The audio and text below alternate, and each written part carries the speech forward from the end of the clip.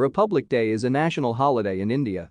It honors the date on which the Constitution of India came into effect on 26 January 1950, replacing the Government of India Act as the governing document of India and thus turning the nation into a newly formed republic.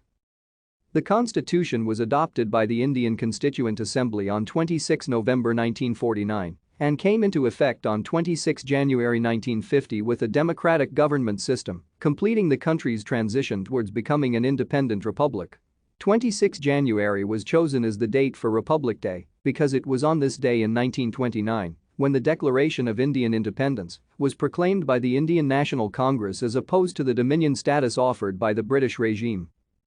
India achieved independence from British Raj on 15 August 1947 following the Indian independence movement. The independence came through the Indian Independence Act 1947, an act of the Parliament of the United Kingdom that partitioned British India into the two new independent dominions of the British Commonwealth. Thank you for watching.